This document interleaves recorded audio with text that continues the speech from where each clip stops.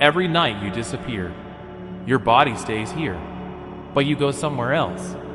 And no one ever taught you to question that.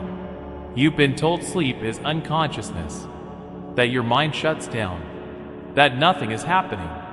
But if that were true, then explain this. Why do you feel fear, love, and shock in dreams? Why do some dreams feel more real than real life? And why do you sometimes wake up feeling like you've been somewhere, doing something? Because the truth is, when you fall asleep, your consciousness doesn't turn off. It moves. And once you understand where it goes, you'll never look at sleep the same way again. You've been told your entire life that sleep is just rest, that your brain shuts down, that consciousness fades out like a light being switched off. But if that were true, then explain this. Why do you dream? Why do you feel fear, love, urgency, and joy while your body is completely still? Why do some dreams feel more real than real life? Why do you sometimes wake up exhausted, not physically, but mentally, as if you've been somewhere, doing something? And why do certain dreams stay with you for years, while entire days of waking life vanish from memory? These questions matter, because they point to a truth far deeper than science textbooks ever prepared you for. The truth is simple and unsettling. Your consciousness does not turn off when you sleep. It moves. Think about it. Your body is motionless. Your eyes are closed. Your muscles are relaxed. Yet inside your mind, entire worlds are forming. You walk through places you've never visited. You speak to people you've never met. You feel emotions with an intensity that waking life rarely reaches. Fear can feel absolute. Love can feel infinite. Loss can feel devastating. And all of it feels real while it's happening. If consciousness were nothing more than the physical brain reacting to sensory input, none of this should be possible. And yet it happens every night. The explanation you were given growing up was incomplete. Sleep is not unconsciousness. Sleep is a shift away from the external world, and into an internal dimension of awareness that operates by different rules. Rules where time stretches and collapses, where identity dissolves, where logic loosens its grip, and where something deeper finally has space to speak. There's a moment you've experienced countless times, that fragile point just before sleep fully takes you. Your thoughts slow. Images begin to flicker behind your closed eyes. Your body feels heavy, yet your mind feels strangely open. This is not sleep yet. This is the threshold, and it is one of the most powerful states of consciousness a human being can experience. Most people pass through it unconsciously, but ancient traditions didn't. They treated this moment as sacred because they understood something we forgot. This is the doorway. In this threshold state, your brain begins to change frequency. The fast, analytical ways of waking life begin to slow. You move from beta into alpha, and then into theta. The same brain states reached during deep meditation, hypnosis, and spiritual trance. This is not coincidence. As these frequencies slow, the part of your mind responsible for constant judgment, self-talk, and control begins to fade, and something else steps forward. A quieter awareness, an observing presence, a sense of being rather than thinking. This is why insights arrive just before sleep, why answers surface when you stop trying to force them, why some of humanity's greatest ideas were born in bed. Your conscious mind steps aside, and something deeper takes over. Then comes REM sleep, the stage where dreams ignite. Here's what almost no one tells you. During REM sleep, your brain does not shut down. In fact, it becomes more active than when you're awake. The emotional centers light up. The visual cortex bursts with activity. Memory systems replay and reorganize experience. At the same time, the logical gatekeeper, the part of your brain that says, "This isn't real," goes quiet. And when that happens, the inner world takes control. Dreams are not random. They are not meaningless noise. They are experiential realities. You don't watch dreams like a movie. You live inside them. You make decisions. You react emotionally. You experience consequences. And every character you meet, every place you visit, every event that unfolds, is generated by consciousness itself. This alone should force a serious question. If your mind can create fully immersive realities at night, what exactly is the nature of the reality you experience during the day? This is where science and ancient wisdom begin to overlap. During sleep, your brain releases powerful neurochemicals that alter perception. One of the most fascinating is a compound called DMT, often referred to as the spirit molecule. In controlled studies, DMT produces experiences nearly identical to deep dream states. Complete loss of time, hyperreal environments, encounters with intelligent presences, a sense of leaving the body, a feeling of remembering rather than imagining. And here's the crucial part. Your brain naturally releases trace amounts of this compound during REM sleep, which means your dreams may not be random hallucinations. They may be chemically supported windows into expanded awareness. Now consider this. People who have near-death experiences describe strikingly similar things. Leaving the body, traveling through tunnels, meeting beings or presences, entering realms of light, experiencing overwhelming clarity. Brain scans show intense activity spikes at the edge of death, including releases of the same compounds involved in dreaming, which raises a profound possibility. Sleep may be a nightly rehearsal, a practice in letting go of the physical, while awareness continues. This is why mystics across cultures said the same thing in different words. When the body sleeps, the soul travels. Egyptians believed dreams were journeys. Shamans treated sleep as a crossing between worlds. Buddhist monks trained to remain conscious during dreams.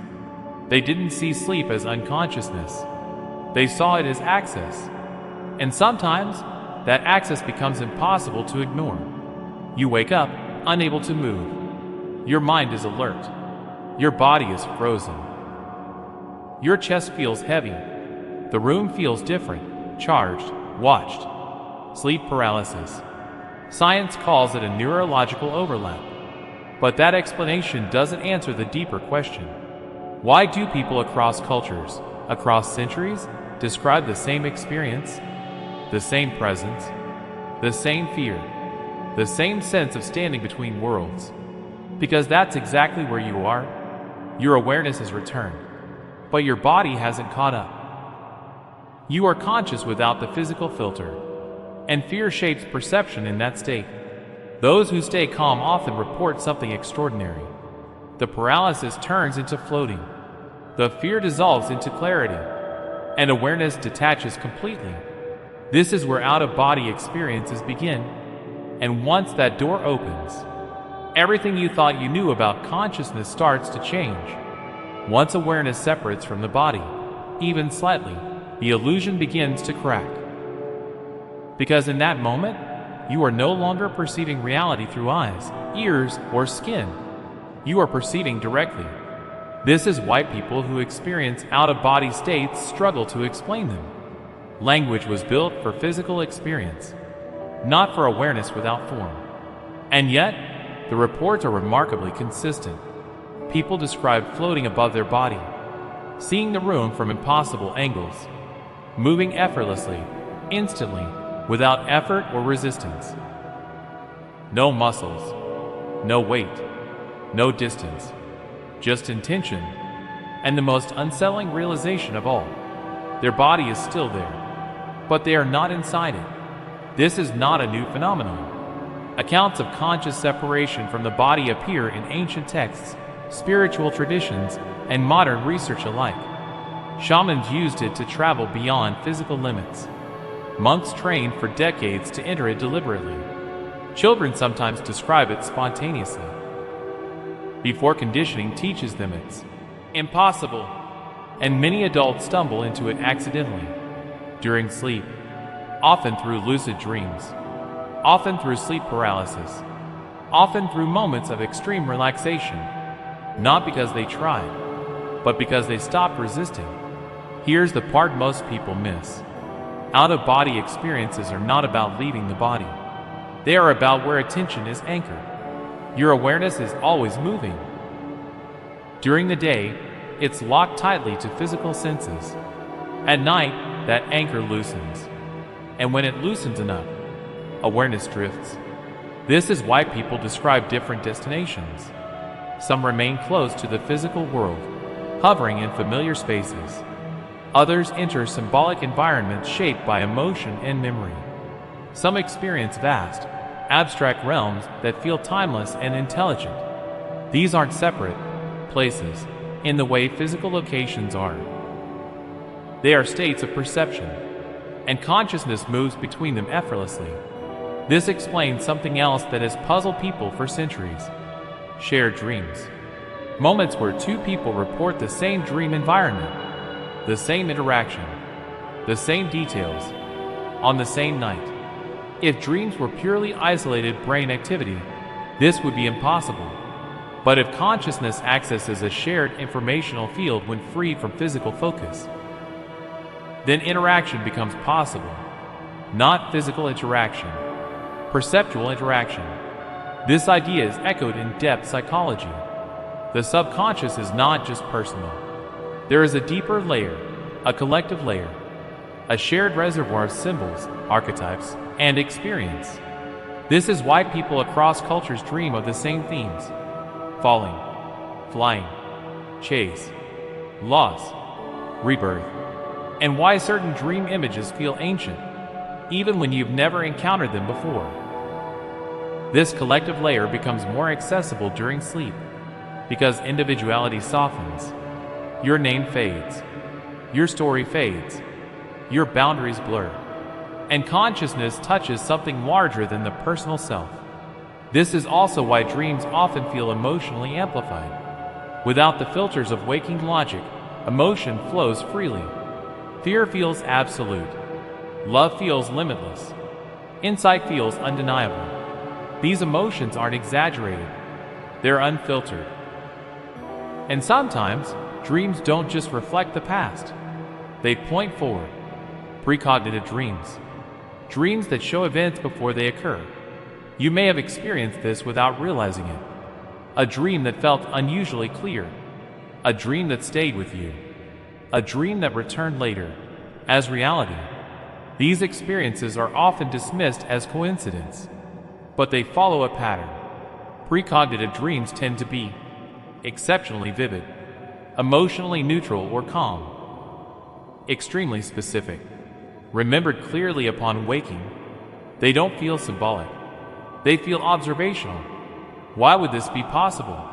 Because time does not behave in consciousness the way it does in physical reality. In waking life, time feels linear, past, present, future. But in dreams, time collapses. Years can pass in minutes. Moments can stretch indefinitely. This suggests that awareness is not bound by linear sequencing. It can access probability. Potential. What is forming? Physics hints at this. At fundamental levels, time is not fixed. Cause and effect are not always linear. Information can exist outside chronological order. If matter behaves this way, why wouldn't consciousness? Dreams may be moments where awareness brushes against what is emerging, not yet solid, but already present in the field of possibility. Not fate. Potential. This reframes destiny entirely. The future is not written. It is forming. And sometimes, awareness glimpses the outline before the shape is complete. Not to control it, but to prepare you. This is why precognitive dreams often appear during life transitions. Moments when choices matter. Paths are diverging. Something is about to shift. The dream isn't forcing an outcome. It's offering awareness. But here's the crucial part. Not all dreams are meant to be taken literally. Most dreams are symbolic. They communicate through metaphor.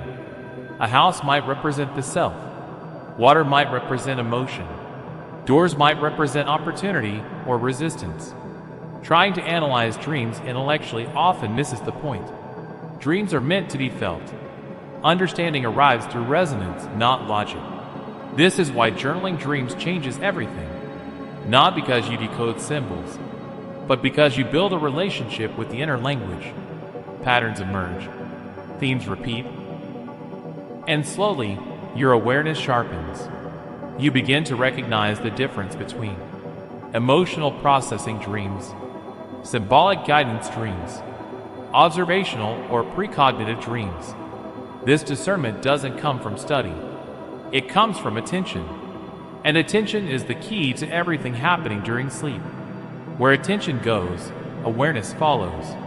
This is why your emotional state before sleep matters. Fear-heavy thoughts anchor awareness in lower, chaotic dream states. Calm, clear intention opens access to higher clarity, not morally, energetically. Sleep is not random. It is responsive, and consciousness moves according to alignment. This brings us to a final, often misunderstood experience: nightmares. Most people try to escape them, but nightmares are not punishment. They are pressure points. They occur when something unresolved demands attention. Emotionally, psychologically, energetically, fear amplifies them. Awareness transforms them. Those who learn to remain conscious within nightmares often discover something shocking. The threat dissolves when faced. The monster changes shape. The fear reveals meaning, because nightmares are not enemies. They are unintegrated parts of the self asking to be seen. And when awareness meets fear without resistance, transformation happens. This is not metaphor. This is experiential truth reported across cultures and traditions. Which brings everything full circle. Sleep is not a shutdown. It is a migration of awareness, a nightly return to a broader field of experience, a reminder that you are not confined to the physical narrative you live during the day. And once you understand this, once you stop fearing the unknown states of sleep, something profound happens. You stop fighting the night, and the night begins to teach you. At a certain point, all of these experiences begin pointing to the same conclusion: dreams, out-of-body states, precognitive moments, lucid awareness, sleep paralysis, the threshold. They are not separate phenomena. They are different expressions of the same truth. Consciousness is not created by the brain. The brain interacts with consciousness. It tunes into it, like a radio receiving a signal. This idea feels uncomfortable because it challenges everything modern thinking is built on. We're taught that consciousness emerges from matter, that awareness is a byproduct of neurons firing, that when the brain shuts down, the self disappears. But sleep exposes the cracks in that assumption, because when sensory input drops to nearly zero, when voluntary movement stops, when identity dissolves, awareness continues. You still perceive, you still experience, you still remember, not as a body, as consciousness itself. This is why the most profound question isn't, what happens when we sleep? It's, what happens to awareness when the physical filters are removed? Sleep is the experiment you run every night, and the result is always the same. You are still there. During the day, the brain filters reality heavily. It prioritizes survival, efficiency, identity. But at night, those filters relax. The brain stops narrowing perception, and consciousness expands into a wider bandwidth. That's why experiences feel bigger, why emotions feel deeper, why meaning feels clearer. The noise is gone, and what remains is presence.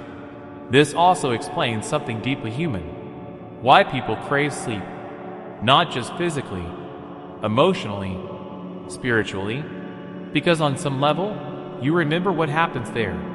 You remember the release, the return, the widening. Even if you don't consciously recall the experience, something inside you knows. Sleep isn't escape, it's homecoming. This is why ancient traditions spoke of sleep as sacred, not because it was mysterious, but because it revealed the truth gently, without force, without ritual, without belief, just experience. And notice this. When you wake up, you don't feel like you were gone. You feel like you returned. Return to your body. Return to identity. Return to linear time. That feeling alone tells you something fundamental. You weren't erased. You weren't shut off. You were elsewhere. The deeper implication is unavoidable. If consciousness can exist without physical engagement, then awareness is not dependent on the body. The body is a temporary interface, a lens, a channel. This doesn't mean the physical world is an illusion. It means it's incomplete. Waking life is one layer. Dream life is another. And both arise within the same field of awareness. This realization changes how you live. Because once you understand that consciousness is not fragile, fear loosens its grip. The fear of losing control. The fear of the unknown. The fear of endings. Because you practice release every night, and every morning you return. This is why people who become comfortable with sleep's deeper states often become calmer in waking life. More intuitive. More grounded. Less reactive. They've touched the space beneath identity. They've felt awareness without form. And once you've felt that, you know you are more than the story you tell yourself. You don't need to chase these experiences. You don't need techniques. You don't need force. Sleep already gives you access. Every night. Effortlessly. All that's required is awareness. Not effort. Not control. Just noticing. Noticing the threshold. Noticing the shift. Noticing the return. So tonight, when you lie down, pay attention to that moment when thoughts begin to dissolve. That soft edge where identity loosens. That quiet space where awareness floats free. That's not emptiness. That's expansion. You are not falling unconscious. You are changing states. And you've been doing it your entire life. Sleep is not where consciousness disappears. It's where it remembers itself. If this made you see sleep and consciousness a little differently, subscribe to the channel. We explore what most people never stop to question. And if this topic resonated with you, you're exactly who this channel is for.